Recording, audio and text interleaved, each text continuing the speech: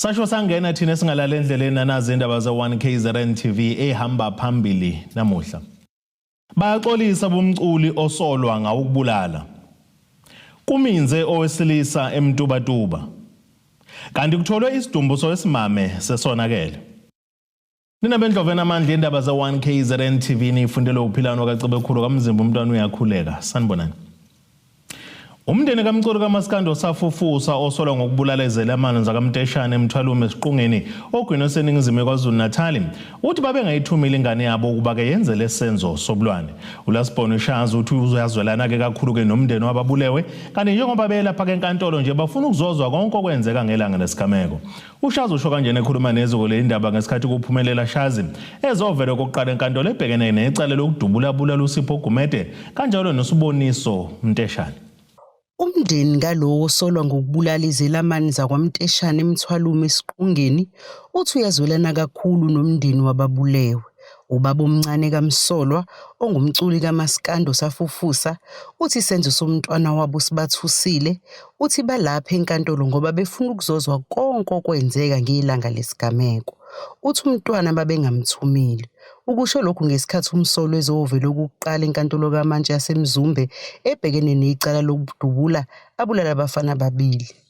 Bengimazi njengomuntu ozithulelayo nje odiscipline kusithusile lokwakwenziwe. Futhi ukube mhlawumbe ngesikhathi eyokwenza lokho akwenza wadlula noma ikumuntu omdala owayezom-advisor sikholwa ukuthi ngabe konke asifikanga la sikhona. Umndeni ke siyazwelana kakhulu nabo kaMteshane futhi sesike saya kaMteshane sahlangana simndeni yombili sabonisana ngezinto ezithize basamkelile abakaMteshane ngokunderstand ukuthi ingane besingayithumanga. Uthi sibadidile isenzo somfana wabo ngoba utshwala kabulokuthi umuntu ongaphuzi ke lo wenze lento ongaphuzi utshwala ongabhemi umuntu nje oziphilisayo uziphilisa ngokudayisa kwakha ama-blogs aphinda acule noMaskandi umuntu nje odiscipline umfana nje odlala nengoma namaqembu engoma kusithusile nje sisamangela ukuthi kahle kwenzekeni nathi sifana nabo bonke abantu ikhona besizozwa lenkantolo ukuthi kahle kwenzakalana.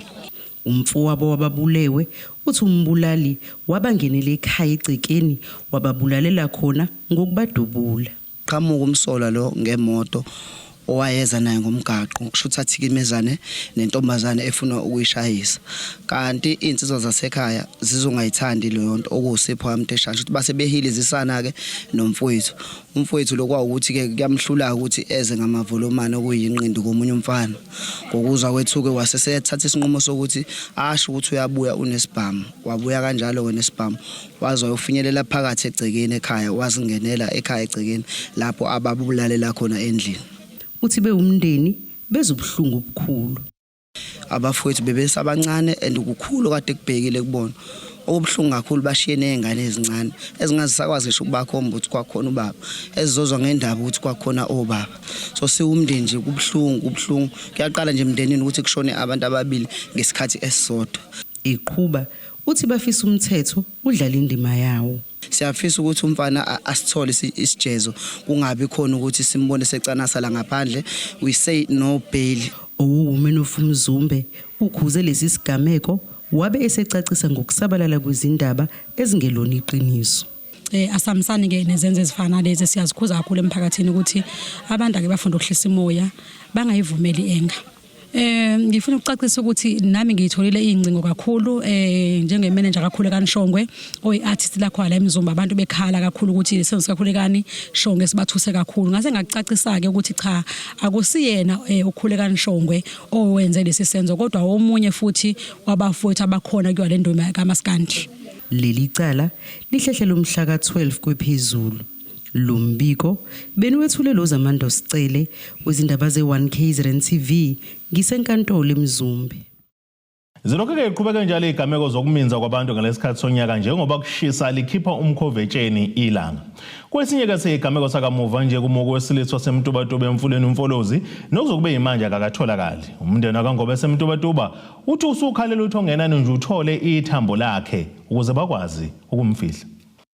Zibonakala salokhu ziqhubeke njalo izigameko zokuminza kwabantu ngalesikhathi sonyaka njengoba umfanyana oneminyaka eyi-16 wasemtubatuba emuke namanzi kumfula uMfolozi. Ngokusho kwanina walomfanyana wahamba nabangani kanye nomunye ongumelaphi eyobageza kulomfula wagcina ngokumuka. Siyafisa nkosami ukuthi bonke mhlawumbe abangasisiza. Siyazi ukuthi thina mhlawumbe sigadela kanti mhlawumbe usedlulile noma ubambekile labambeke khona siyafisa nje ukuthi besisize bewuhlaba umkhosi. Ingane nje umuntu ono 16 years. Ngiyezwa abanye sebethi uno 18 kusho no 20 cha u16 years igama lakhe ubebizwa ngoMampelasi idlaliso zakhe yena uqhubekani kululeko ngobese.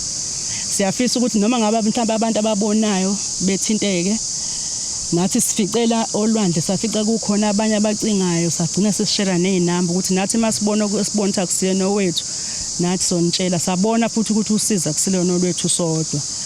Sesifisa ukuthi noma ngabe yikuphi makukhona abakubonayo mhlawumbe besisize besitshele. Lona obehambe naye akekho kude ngathi nje umakhelwane.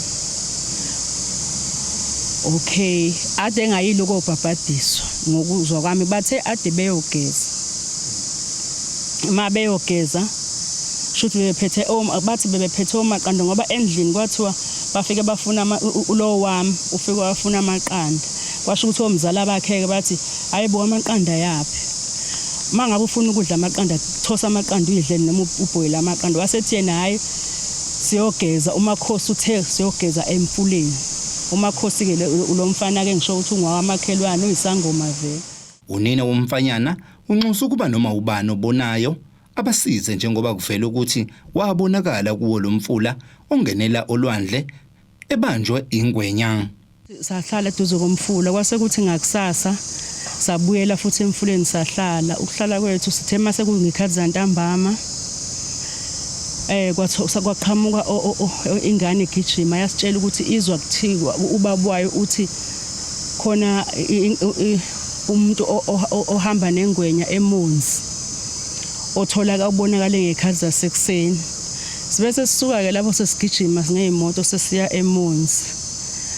Sathi masifika eMonzi sayithola le sathi masifika ebridgeini sase sicela ukubuza sathola ukuthi basitshela bathi asehle ngomfula kancane kungenzeka ukuthi sizothola umkhondo. Sicela lo muntu oshuthi obekade ebona ingwenya ihamba nomuntu. Sithe sahamba sathi masifika ebridgeini lokuqala safica abantu bebaningi ngaphesheya. Mabenganingi abantu ngaphesheya bathi thina leli iside besikulo besikwelinye iphesheya sikwelinye iside nabo bekwelinye iside bathi manini khona lapho nangeza umuntu nengwenya. Sekuphele izinsuku ezintathu kodwa kuzobe yimanje lo mfanyana akatholakali. Imeya kaMasipala inkosi uMtubatuba umxolisi Mthethwa ikhalisane nalomndeni njengoba nayo ihambele olwandle Senlusha nokuyilapho lomfula ongenela khona olwandle. Yafisa ke ukuzwelana kakhulu ngesehlo esibehlele ngesabatha la khona umntwana wabo olinganiselwe eminyakeni u16 ohambe nabanye abangani bakhe nomunye oshiwoyo noma singaqinisekisi kodwa ke kukhona omunye kade behamba naye obehamba ethi uyoba hlambulula noma uyobabhabhadisa emfuleni eMfolozi la khona ke ofike ke wangena yena ngabe besebhabhadiswa ngabo besegezwa wayeseke ehamba ke bathi bayazama ukumbamba wagcine ke ukuthi uhambile. Silindileke ke la nomndeni la khona esifisayo sikhuleka nakuNkulunkulu sicela futhi nabo bonke abangakwazi ukuthi basilekelele ukuze kukwazi ukutholakala komzimba womntwana ngoba zonke lezi insuku akakatholakala. Uma ubuka la kangene khona yibanga elikhulu kakhulu ukusuka le uze ufika la esikhona la okunamahebizi ukuthi ubonakele kwezinye indawo evela khona ngeke siqinisekise kodwa abanye bayakuveza ukuthi bambonile ikakhulukazi laba abasebenza la emaplazini. Kusukela kwenzeke lesigameko lomndeni uvuka uyobheka ukuthi aqhamuki yini isidumbu salomfana kulomfula masungenela olwandle eSt Lucia. Kukhulunga kakhulu njengelunga lomphakathi elisakhulu ukubuka isimo esifana njengalezi mhlambe esikanxusa kubatwana noma kubo bonke abantu abahamba befike endaweni ezahlukene ezifana njengemfulo ukuthi abahlalele kude nazo. Nxusa wonke umphakathi nabantwana laba bafikayo bezobhuda emfolozi ukuthi bangasizi emfolozi inobungozi. Izindabeni ze-KZN TV bekuthabani maphumulo eSt Lucia.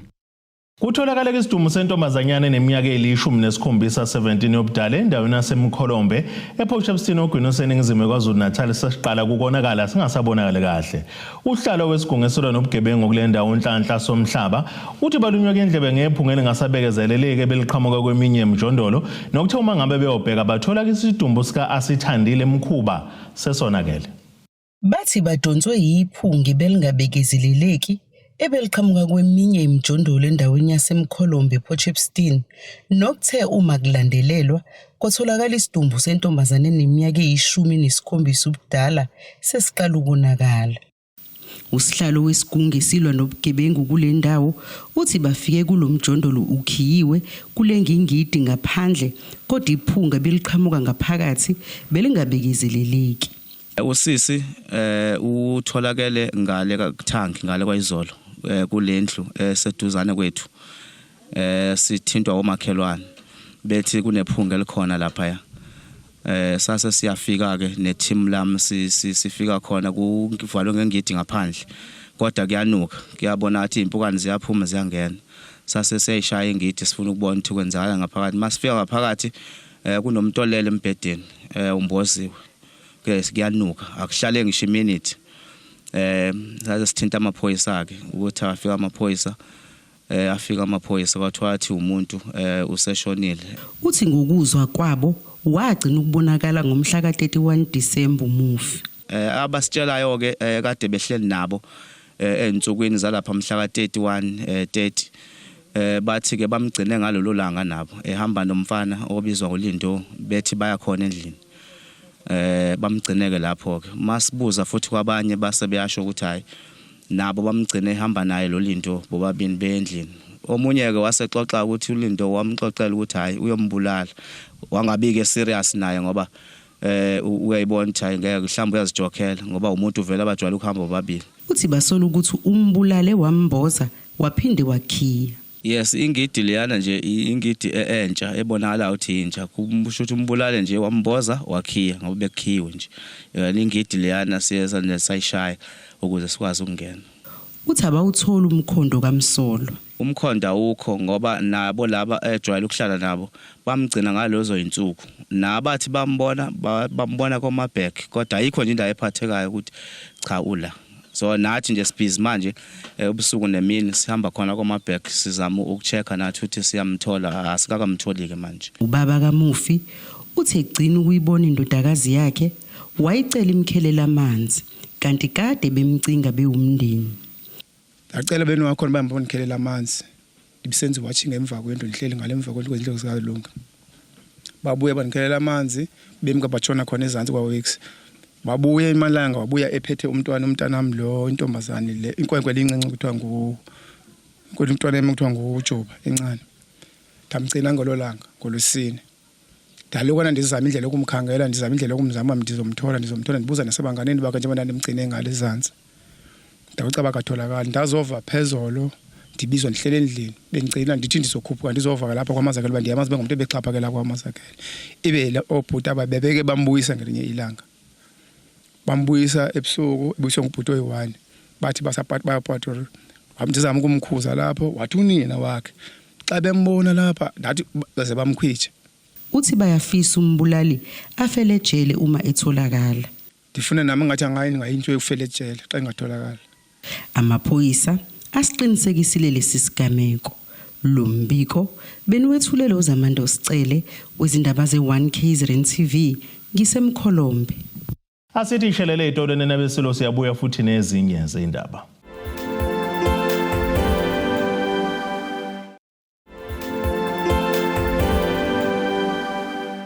Asibonge siphinde sinamukele futhi kwindaba zethu ze-1KZN TV. Nazo ke zona ehamba phambili namuhla. Bayaxolisa bomculi osolwa ngawukubulala. Kuminze owesilisa eMtubatuba. Kanti kutholwe isidumbu sowesimame sesonakele. Usomlomo kamasipala waseMfolozi enyatho nelikaMthane uMkhangezeni Mthiyane utho kwamanje akazikho ke inyathelo abazosithathela ikhansela leqembu la-FP kumasipala waseMfolozi usibonelo umthethwa osolwa ngokushaya umama kanye nodadewabo. Umthethwa wakhalela ngamasongo asigonyela wabesededwela. Umthiyane kusigxekele lesi sigameko washo ukuthi ke bamelene nokuhlukunyezwa kwabantu besifazane nezingane. Usomlomo kamasipala waseMfolozi enyakatho sifundazwe KwaZulu-Natal uMkhangezeni Mthiyane usegxeke kakhulu ke isigameko zokuhlukunyezwa kwabantu besifazane kulandela ukuthi ke ikhansela Ward 9 kulomasipala usibonelo umthethwa ebhekene ke nezitsolo zokuhlukumeza umama kanye nodadewabo. Umthethwa waboshwa ke emva kokuthi ke kube nengxabano bekhona phakathi kwama wakhe nodadewabo kodwa ke wabe esededelwa. Umthiyane uthi ke iziningi isigameko ezenzekayo emphakathini zokuhlukunyezwa abantu besifazane abangahambisani nazo njengoba ke belokhu beqhubekile nemikhankaso yokulwisana naso lesihlava. Udaba oluthinta ukuhlukunyezwa kwabantu besifazane nezingane ngisho ngathi wawenziwa noma umuphi umuntu noma isiphi isigaba somphakathi. Kodwa siyafisa ukusho ukuthi sigxeka isenzo esisuke sinjalo futhi siyakhuthaza ukuthi abantu abasuke bethinteka esimweni noma egamekweni enjalo bakwazi ukuphumela obala sikwazi ukuba sigweme noma ngabe isiphi isimo esingalandela emva kwalokho. Uthi ke njengoba ke umthethwa esahamba ezinkantolo bona bazoshiyela kuzo ezinkantolo kube yizo ezimthole necala noma engenalo icala okwamanje komthethwa abanawo amandla okumisa noma bemthathela izinyathelo ezithile. Ngakho ke uzoqhubeka enza umsebenzi wakhe ngendlela ejwayelekile kuze kube umthetho udlala indima yawo. Sisuka nje emaholidini kunesigameko ke esesikabe indaba esithinta omunye okhansela bethu la ku nezinsolo zokuthi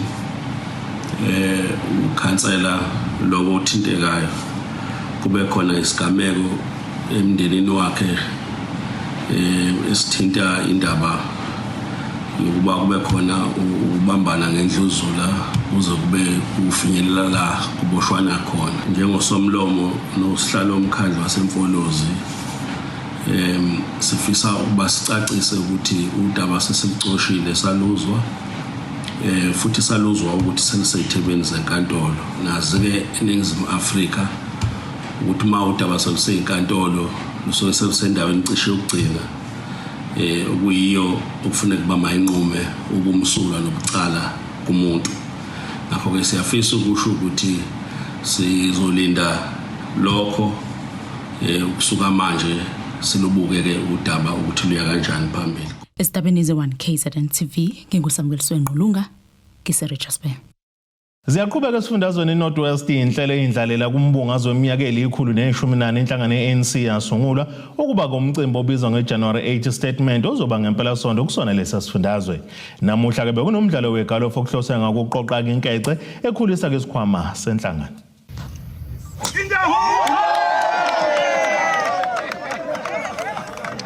Umcimbi wegalofa namuhla ubuholwa umgcini mafa we-ANC uGwen Ramakgopa. Umholi we-ANC ubonge osomabhizinisi be-Progressive Business Forum okuyibona basuke beyingxenye yalomdlalo. Very much for being here. The Treasurer General and I really and our provincial chair, we thank you for being here. Thank you. And for the support that you are giving to our movement, your movement. Yes. It is really heartwarming. I was told that there was an oversubscription, that we could have had many more people, but we don't have the space. So it just shows the real wonderful support that you are giving and which we are grateful for. You really humble us And we want to thank you because your coming to play shows that you are supporting the work that the movement is doing. I think we are facing a very wonderful, challenging year with challenges and opportunities. And I want to focus more on the opportunities. Ekhuluma nabezindaba uRamaphosa uthi kusho lukhulu ukubona ukwesoka usomabhizinisi uthi kufikile emadlibeni babo ukuthi kunosomabhizinisi abajikisiwe ngenxa yokushoda kwezikhala. Really wonderful, excellent turnout. We've had 10 people away. It just goes to show the enthusiasm and the support that many business people are giving to the ANC. And we are really humbled and heartened by the level of support that they are showering the ANC with. So this is a fundraising gold day, and we, through the TG here, are going to be raising tons and tons of money. They don't have to declare because they are paying for playing golf with the president. And so I would have loved to play all day, but my controllers say I can only be here for 1 hour. Have you been practicing, Mr. President? We saw your swing in Cape Town wasn't the best. Have you practiced this time around? No, please. I don't be insulting early in the morning. Yes, no. Of course, my swing can never be the best because of the work that I do. I would have loved to play more golf, but I can't because you, as journalists and South Africans, won't give me the time to do so. How many birdies are you targeting? Today, 5. Thank you. Umengameli uphinde wahambela izindawo ezahlukene ekhuluma nemphakathi kulezi indawo washo ukuthi bayazi ngezinkinga namanzi lo mphakathi obhekene nazo wasebonxusa umphakathi ukuthi babekezelele uphinde banike uthuba lokuthi bazilungise. Kutebogo Sibisi wezindaba ze1 KZN TV kuChannel 261. Imeka kamasipala wesifunda umzinyathi uThembisile Mchunu usenxusa kuba uhulumeni wesifundazwe KwaZulu-Natal ungenelela ukuze kukwazi ukusizwa kwemindeni ethintekile ngenkathi kunesiphephe Washbank ngaphansi kwamasipala kwaSendumeni. Lokhu kusho ngesikhathi ehambelele imindeni lapho behambisana khona namabhekelele inhlekelele kulomasipala ukuzohlola ukuba kumonakala ungakanani nokubheka ukuba ke ingalekelelwa kanjani lemindeni.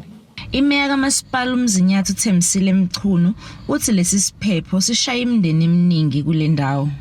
Kwaba nesiphepho sabakhona la eNdumeni lapho esanakalisa imizi eminingi eminye sesihambile.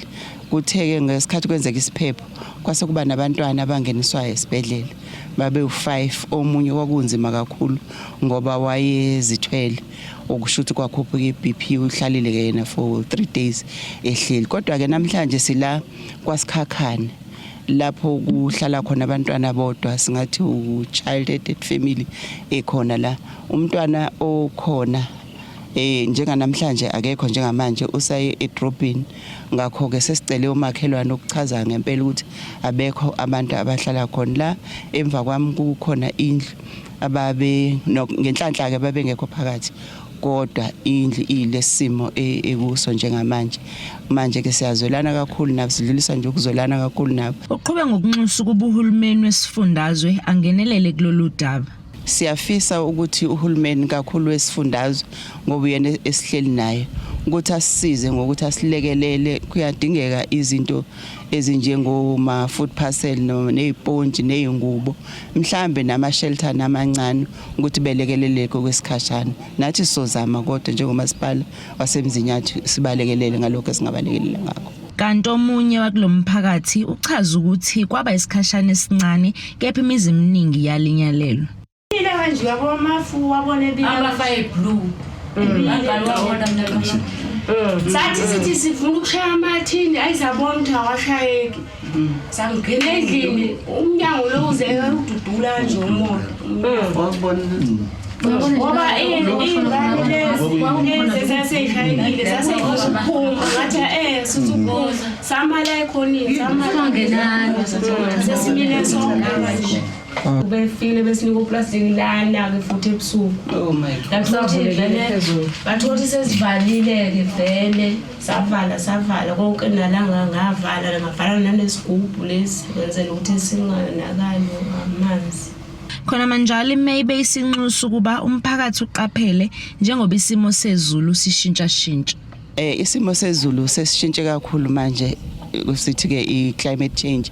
Mangabe libalela kakhulu makunomoya kakhulu lina kakhulu ingakho ke manje sifisa ukuthi abantu beqaphele kakhulu mangabe kukhona ushintsho abalibonayo besheshe beyozifihla ezindlini mangabe kwenzeke ubekwazi ukuthi bethole ukusithela ngasezindlini mangabe mhlawumbe usendleleni mawubona ukuthi imvula isina kakhulu ongcono ngama ngoba you never know ukuthi kuzokwenzakalani ngaphambili ngakho ke siyaxwayisa nje ukuthi abantu isimo sezulu sishintshe kakhulu. Bekuthobe kadladla ezindabeni ze1KZN TV ngise-Wash Bank. Asiphinde sithi ishalele itorweni nebesilo siyabuya nezinye zindaba.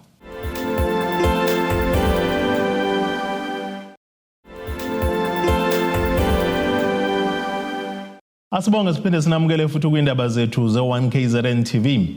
Nazo kwezona ehamba phambili namuhla. Bayaxolisa bomculi osolwa ngawukubulala. Kuminze owesilisa eMtubatuba. Kanti kutholwe isidumbu sowesimame sesonakele. Ake sibheke engosini yezomnotho. Randa kulele ngu16.42 kwidola laseMelika libe ngu22.14 kupondo waseBrithani libe ngu19.17 maqhathaniswa ne-euro yase-Europe. Intengo yegolide ngu$4,465.46 ounce. Bese kuthi intengo longahluziwe yona bengu$60.70 umphongolo. Ake sibheke engosini yezemidlalo. Ngqongqoshe zemidlalo ubuciko namasiko kulelo Gayton Mackenzie uthi umqeqeshi weqembu lesizwe Bafana uHubo Bros akayindawo kepha kuzoqhubeka nokuqeqesha leli qembu kuya kwindebe yomhlaba ezokuba seMelika kulonyaka. uMackenzie usho kanjalo ngesikhathi amukela leli qembu ngemuva kokuphuma kwemqhudelwaneni weAfrica Cup of Nations ebeseMorocco ngempela sonto. Ungqongqoshe wezemidlalo ubuciko namasiko kuleli uGayton Mackenzie ubonakala kaamukela ngesasasa umqeqeshi weqembu lesizwe iBafana uHugo Bros ithimba lakhe nabadlali esikhumulweni sezindiza eOR Tambo International Airport eGoli. Leli qembu libuya kuleli nje kulandela ukuphuma kwalo esigabeni somkhumula jezi ngesonto liguqiswa ngamagoli amabili kwelilodwa yiCameroon emqhudelwaneni weAfrica Cup of Nations. uMackenzie ushaya ngonyawo phansi uthi ke uHugo Bros akayindawo iqembu lizoqhubeka naye njengomqeqeshi ukuya ke emidlalweni yendebe yomhlaba eUSA kulonyaka. Hugo Bros is going nowhere and I want to make that clear. Hugo Bros is going absolutely nowhere. Hugo Bros is going to Mexico. That's where Hugo Bros is going. We can't have this mentality where people must just be going. We must go through coaches like the national team. It's a play thing. No, you know, he has put the structure. How do you blame Hugo Bros if players don't score? uMackenzie ubonakala eduduza ke nabadlali encoma ke ukudlala kwabo ngokuzikhandla kulomqhudelwano uthi umqeqeshi akangagxekwa uwenzile kumsebenzi wakhe futhi uyancomeka. Lo mqhudelwano weAfrica Cup of Nations uyaqhubeka ususe esigabeni sama-quarter finals. Ake sibheke nasesimo sezulu esingalindeleka.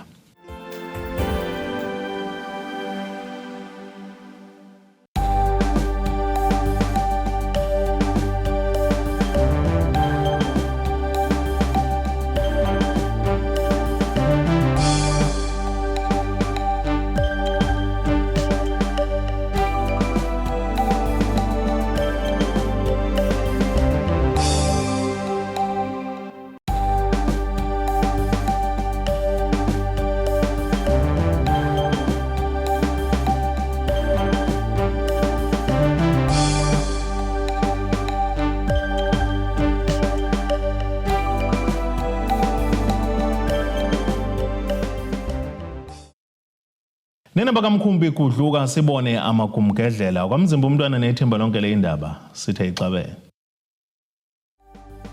Abethuli bethu bezindaba baxhaswe iThulis Bayview Bridal. Ungabashayela kulezi zinombolo ezivelile